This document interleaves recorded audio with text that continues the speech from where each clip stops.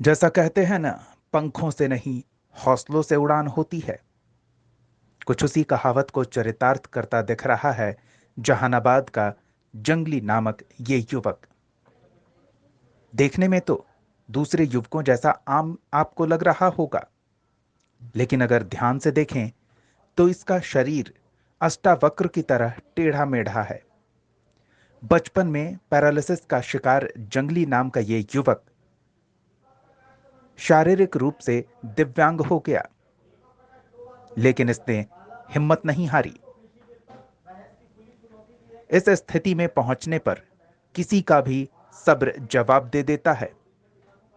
जीवन की चुनौतियों से कैसे लड़ा जाए, ये सोचकर लोग आसान रास्ता अपनाते हैं और भीख मांगने लग जाते हैं। लेकिन जंगली के जज्बे को देखकर आज दूसरे भी इससे प्रेरणा ले सकते हैं। शारीरिक रूप से दिव्यांग जंगली नाम से पुकारे जाने वाले इस युवक की हिम्मत और स्वाभिमान की अब चर्चा हो रही है। उसने भीख मांगने और अपने शारीरिक अक्षमता को बहाना बनाने के बजाय स्वावलंबी बन जीवन को सम्मान के साथ बिताने का संकल्प लिया और अपने संकल्प पर आज भी टिका हुआ है। दूसरों के आगे हाथ फैलाने के बजाय मेहनत से जीविकोपार्जन का साधन इसने तैयार किया।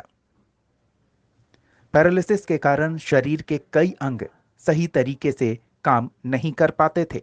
बोलने में भी परेशानी होती थी। हाथ, पैर, रीढ़ की हड्डी और चेहरे पर बीमारी के लक्षण स्पष्ट तौर पर नजर आते हैं। बोलने चलने फिरने में भी काफी परेशानी होती है, लेकिन उसने चुनौतियों के सामने हारना कबूल नहीं किया। सुबह सुबह उठकर शहर की गलियों में नींबू, मिर्च, अदरक, धनिया पत्ता बेचकर दोपहर से लेकर रात तक चना बेचता है और इसी से अपने और अपने परिवार का भरण पोषण करता है। इसने बताया कि बचपन से ही सिर से मां बाप का साया उठ गया था। जहानाबाद से करीब 25 किलोमीटर दूर पाई बीघा में ये रहता है। मां बाप के गुजर जाने के बाद भुखमरी की स्थिति में ये जहानाबाद पहुंचा। पेट की आग और शारीरिक दुर्बलता के कारण इसके पास सीमित विकल्प थे, लेकिन भीख मांगकर दूसरों के सामने हाथ फैलाकर पेट भरने से बेहतर इसने मेहनत करना चुना। उसने किसी तरह शुरू में टोकरी में नींबू, अदरक और धनिया उधार लेकर बेचने की शुरुआत की। दिन में मेहनत करता और रात में प्लेटफॉर्म पर ही सो जाता। धीरे धीरे उसकी मेहनत रंग लाने लगी। 2 पैसे जमा हुए तो अस्पताल मोड़ पर किराए का कमरा ले लिया और फिर कुछ इसी तरह जमा कर करके उसने अपनी आजीविका को संभाला। माँ बाप बाबूजी मर गए, माँ मर गई। दोनों मर गए। जी मर गए। तो उसके बाद क्या कर रहे थे? उसके बाद कैसे कैसे जीवन में ये माँ पिताजी के मरने के बाद क्या किया तुम? हमारे हमारे काम को ये किए भैया। बाबूजी बने मर गए थे। 18 महीने बाबूजी मर गए।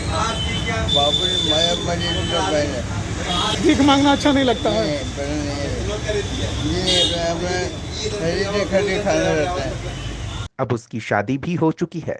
उसके परिवार में बीवी, एक बच्चा और एक बच्ची भी हैं, जिन्हें सम्मान के साथ जंगली नाम का ये युवक जीवन के गुर सिखा रहा है।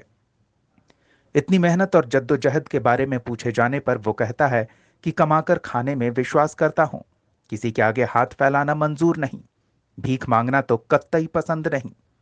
हम भी माया पढ़ना नहीं करता। अपना शरीर से मैंने की कमा के मार बेटा पढ़ना रहता है। कहाँ रहते हो अभी? हमारा घर हो गया पेटा मोड़ पर। हॉस्पिटल में हो? चुनारी। तो दिन भर में कितना कमाते हो? वही 100 रुपये, 100 वो कहता है कि भगवान उसकी मेहनत की बदौलत परिवार का भरण पोषण अच्छे से कर दे रहे हैं। बहरहाल, कर्मयोगी जंगली के संघर्ष और स्वाभिमान के जीने का जज्बा वैसे लोगों के लिए मिसाल है जो शारीरिक दुर्बलता के कारण हाथ फैलाकर आसान राह अपना लेते हैं। परिवार में कौन कौन लोग हैं? परिवार में हम मेरा परिवार हो गया, हम हो गए, तो बेटा की बेटी। तो सबको तुम पे पाल रहे हो? जी हाँ, मेरा जब पूरा हो गया है भगवान पूरा कृपा करते हैं। क्या क्या करते हो, कैसे कैसे करते हो? सुबह में मिठाई हम बाल्टी बेचते हैं सर, और दोपहर के बाद हम टूटा बादाम और आलू बेचते हैं। बेच के बाद बेटा को खोलते हैं। फिर मैं बेटा की बेटी है मेरे पास, तो मैं सब बच्चे दे रहा हूँ।